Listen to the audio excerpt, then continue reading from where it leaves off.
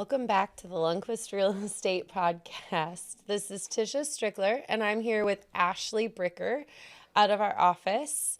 Ashley is a new agent and our office assistant. Tell us a little bit about yourself, Ashley. Well, I've been working in the office since February of last year, and I got my license in September. So I've been doing both for a few months now, and it's been pretty fun. I really like working there. I don't know if you want to know my free time. I like to paint. I like to just hang out with my friends, go to the gym. That's about as interesting as I get. What's the most unexpected part of real estate since you've been in the industry? Just about everything, honestly. There is so much that I didn't know and I never even thought about until, I started taking the courses, and even after I took the test and got my license, there was still an entire chunk, and I'm still learning of information that just, it's a lot. It is a lot. A lot. Good thing is you'll learn something almost every day in this industry. So Oh yeah. don't think, oh my gosh, it's because I'm new. No, I still learn something new every day, just about. Yeah. So Ashley brings kind of a cool mix to the topic that we're going to discuss today, because she's in the age group of these young first-time home buyers. So she's getting a chance to work with them. She is also that genre and buyer. So she kind of gives a really good twist to what the first-time home buyer market looks like for the buyers and the sellers. With the buyers that you're working with, what do you feel that younger first-time home buyer, what is their major have-to-haves in purchasing a property?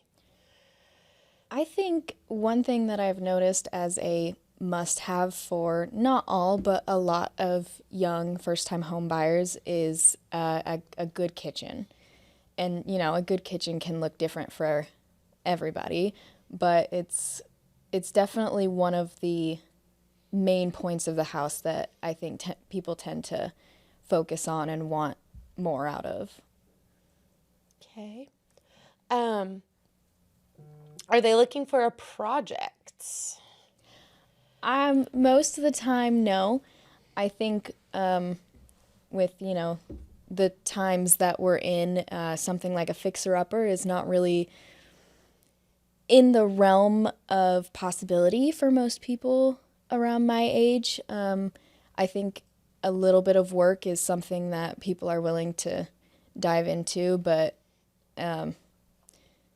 it definitely depends on how much money it's going to take to fix it up. Gotcha.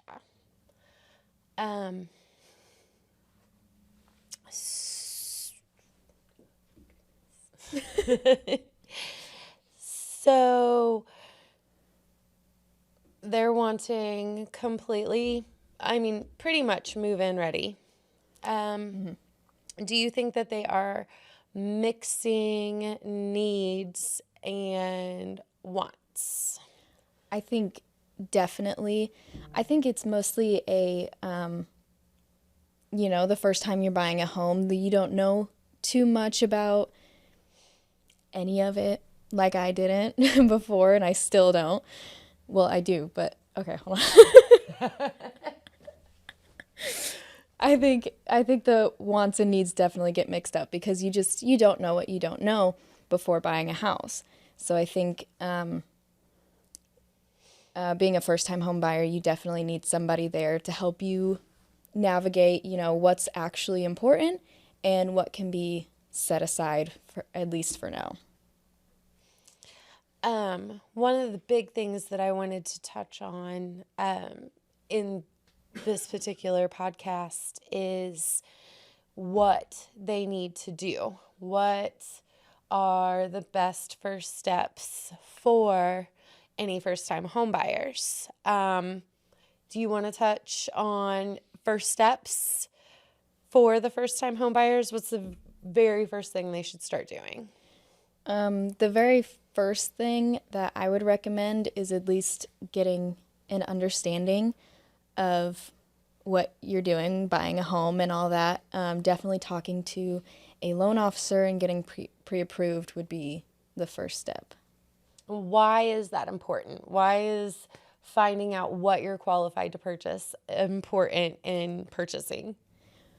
Well, as far as when you're going and looking at houses, you don't want to start off looking at a house that is way over what you can afford and then falling in love with that house, and you go and finally get pre-approved after the fact and find out you got to go with a much lower price or a little bit lower price or anything, and then you have to start over and start looking for houses, and nothing will compare to the one that you fell in love with that's out of your budget.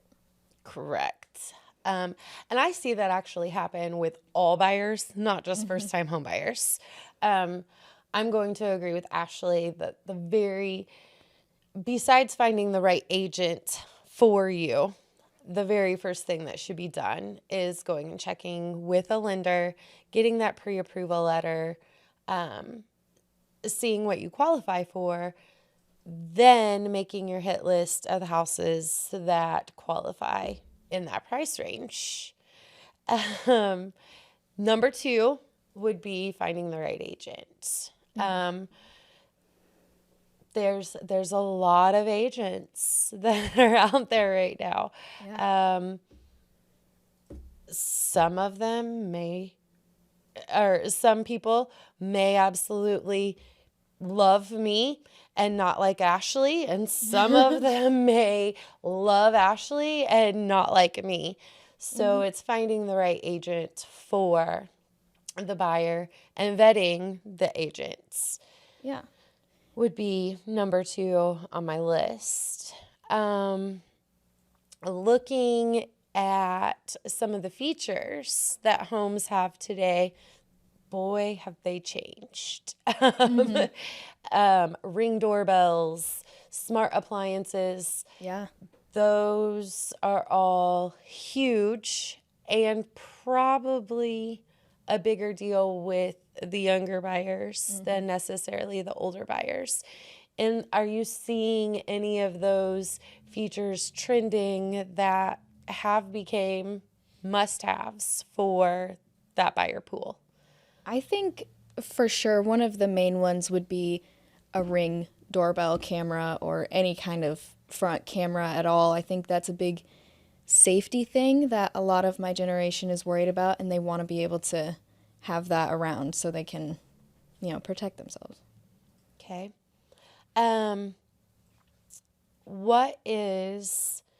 We're going to switch from buyer to seller cap for a minute. What is your number one thing you notice when you're walking buyers through that sellers should prepare their home for before showings? Definitely, I would recommend sellers to have the least amount of clutter that they can at the time, and make sure that everything is clean and just nice and tidy, because I've noticed a lot of buyers will fixate on the clutter or the mess, and they won't really get past that and see the house. So I think having a clean house is very important when it comes to showings. I 100% agree with that too. I always tell sellers to declutter, because if I could walk one buyer into the home and they would be able to see past it. I could walk 4 other buyers through the same house and all they seen was the stuff. Yeah. They never seen the house itself. All they seen was the seller's stuff. Something that a lot of people also don't think about, some sellers do it, some sellers don't care, but removing personal effects family portraits, those kinds of things. I also see sellers removing from time to time before people are showing the house.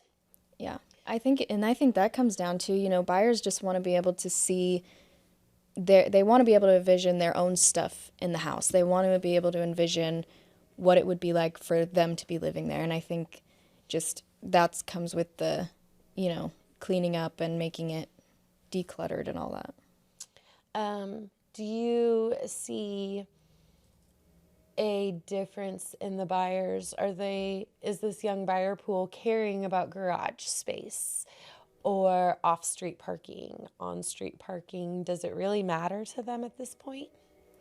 I think for the most part, I've noticed a lot of the ones that I have talked to and I've worked with, they don't care so much about having garage space. As far as off-street parking, I think they prefer to at least have a driveway. But garage space, not so much. Okay. One thing that I have noticed is like my era. Everybody was, oh my gosh, I have to have a dining room so I can have Christmas dinner, so I can do this, so we can all sit around and have dinner as a family. Your generation, not so much. Yeah, no, I don't think I know one person that I'm friends with or that I've worked with that they, like, a dining space is important. Like, there could be absolutely no dining space and it's not an issue. It's just, I don't know why specifically, but it's So just... they're not even caring if there's an eat-in kitchen. Like, I'll sit on my couch as long as the kitchen's good, right? Yeah. Like, dining room, that's changed a lot because I don't know one person that's going to be a problem over. But on the flip side, they want a big walk-in pantry.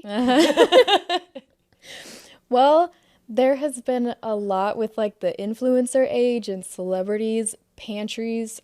I don't know why. They all have a big pantry and it's all organized like crazy. Everything is in its space and it's just so aesthetically pleasing. And I think with all of that, my generation is now like everybody needs a walk-in pantry that is beautiful and organized and yeah.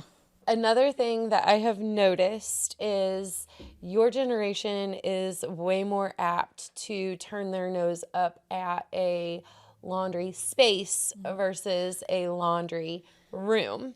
Yeah. In Wabash County, we have tons of different places that laundry was put through the years. Basement, garage, kitchen. So there is a plethora of places that laundry is. I noticed this younger pool of buyers is really wanting an actual laundry room. Mm-hmm. And I think that goes back to the influencer age as well, the aesthetic of it and having it organized. It's just, I think that's the main thing with most of what my generation wants in a house comes from what they're seeing on social media and just the beauty of it all. Now, that being said, do you think that is driving the needs and the wants and the muddling of it? Absolutely.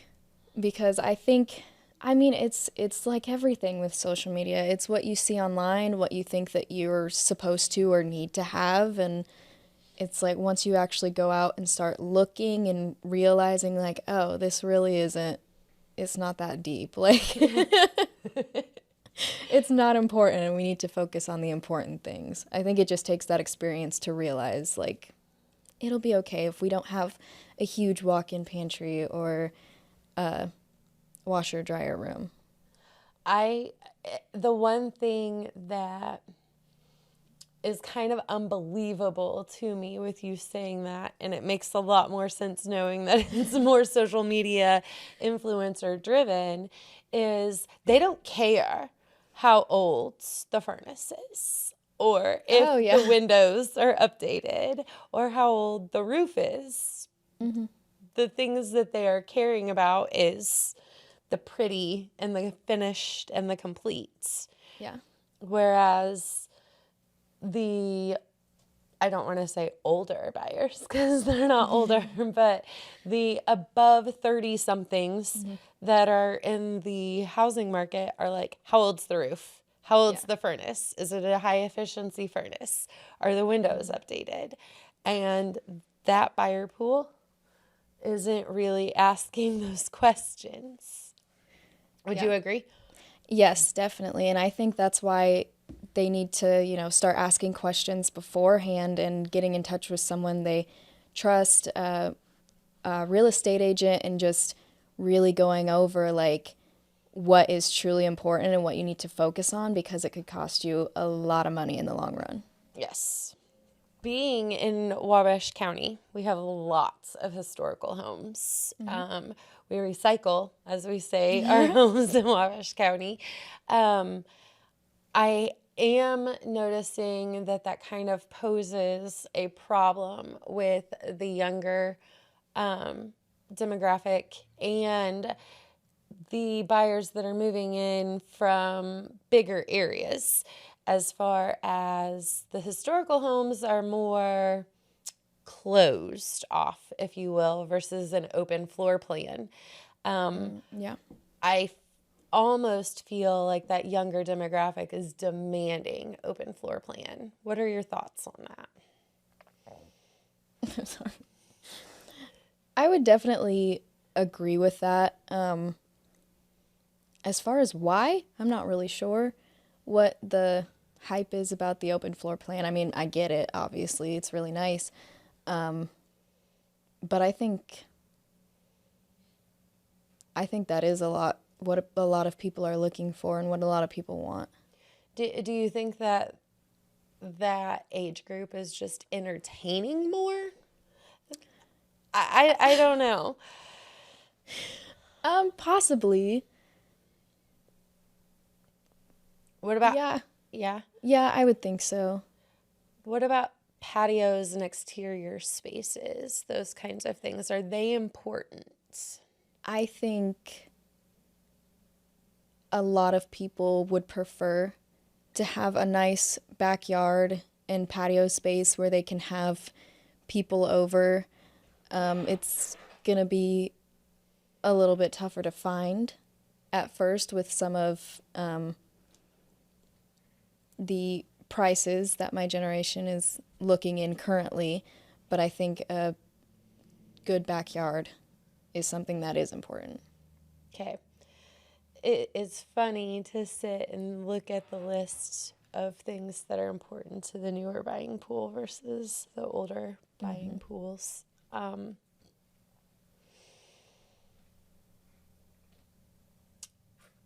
Being within walking distance to different amenities, if they're going to live in town, is it a big deal for them to be close to walking trails, close to the coffee shop? Do they want to walk, or are they getting in their car and driving either way?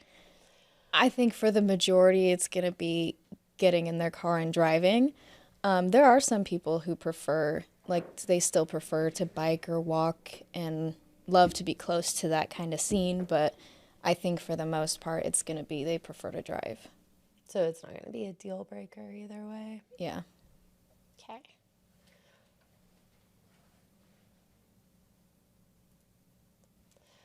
What the term being, quote, house poor, if you will, by purchasing more house than they necessarily should from the beginning. Do you feel like their list of needs is driving that more because they're not making an educated, okay, new roof, new furnace, those kinds of things aren't important. I want it to be extremely pretty and I'm going to pay for that. However, now I'm making a much larger payment than I thought I would be. That was so hard to follow. So, are you saying, they're prioritizing the wants more than the needs and end up paying for more than they can handle? Okay, got you. Yeah, I think that that could definitely be a problem. I think that's why they need somebody, Coaching them along. yeah, somebody who's actually going to, not just gonna sell them whatever they want, but actually talk with them and lead them through the process and let them know like it's not worth it to get yourself all financially messed up just for the stuff that you want when you can, over time you can build up to get to the stuff that you want more, but you need to stick with what you really need to start. Another thing that I've probably noticed is when I very first got in the business, there were a lot more parents that I seen shopping with first-time home buyers. I'm not necessarily noticing that as much with your generation. I mean, do you have parents that come on showings with your younger buyers or no? I have only had one parent one time come to a showing with their kid before. And that's a very different twist to me. When I very first started in the industry, if it was a young first time home buyer, mom or dad was with them at almost every showing. So I was curious on if that was still the case with this younger pool of buyers. Nope, for the most part, it's them or them and their significant other, and they're just. I think that they're wanting to learn more from their realtor. They'll ask a lot of questions, and even they don't know what to ask all the time because you don't know what you don't know. So I always feel it's my job to kind of answer some questions that they haven't even asked yet and just try to get more questions brewing so that they can really understand what they're getting into. Do you feel like when you are answering those questions that haven't been asked yet, do you feel that they are retaining it and listening or kind of throwing that info out the window? Most of the time I feel like they're really listening because, this is a really really big purchase and they want to make the right decision, and they're, just so confused because the whole process is confusing at first. And yeah, I think for the most part they really do listen, and they try their best to understand and take more in. Okay.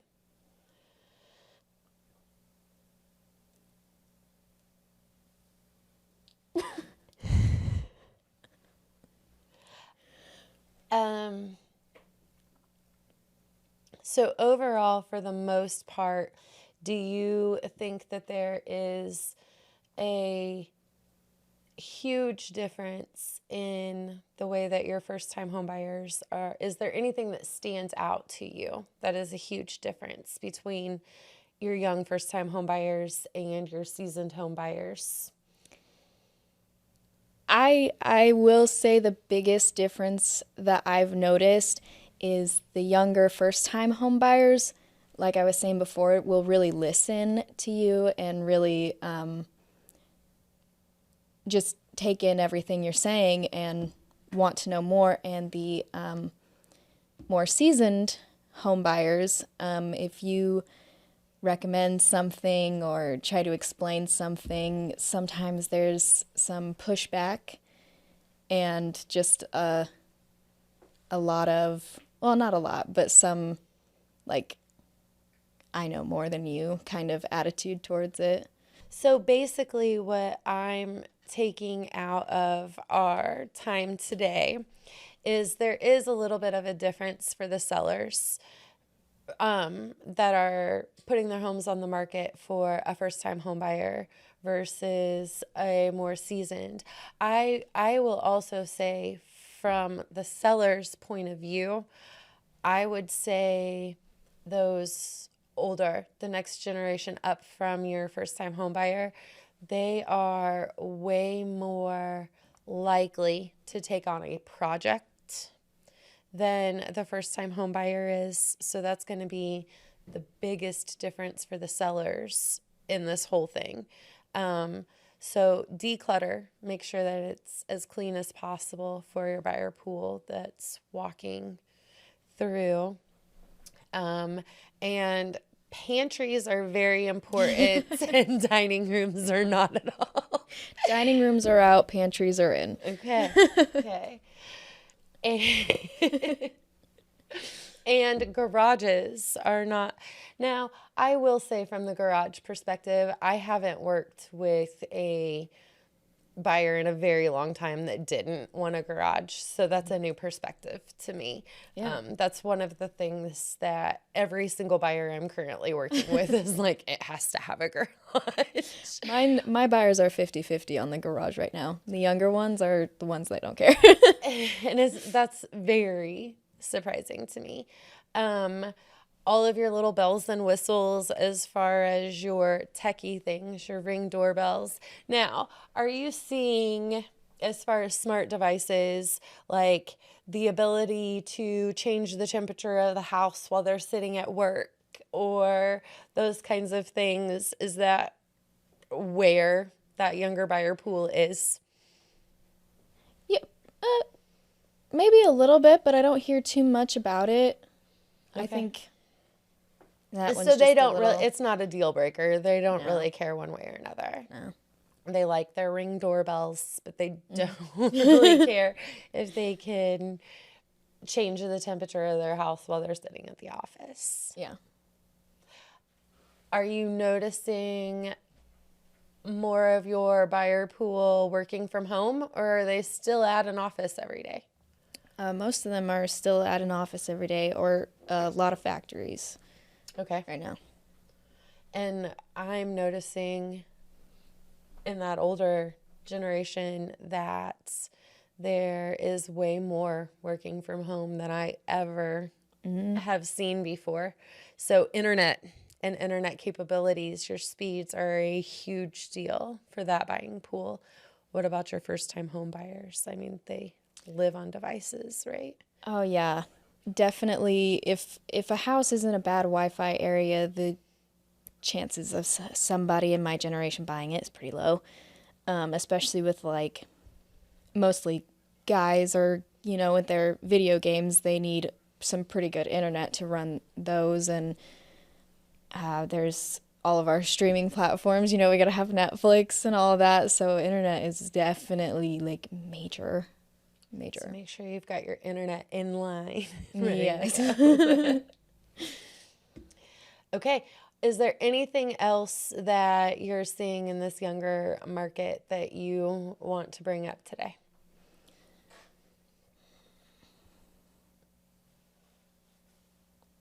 Not that I can think of. Okay. Well, like we just discussed a few minutes ago, dining rooms are out, pantries are in, garages are whatever. Paint colors, neutral. Neutral paint. Well, Ashley, we are going to wrap up today. I want to thank you for coming in and joining us on the podcast. Thanks for having me.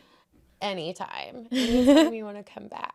I did take John's seat today, and I think that the all-girl podcast went very well. I think we did much better, in my opinion, just saying. Might take John's seat. Might take it again sometime. Do the all-girl thing again. Thanks for joining us on the Lundquist podcast, and we'll see you again real soon.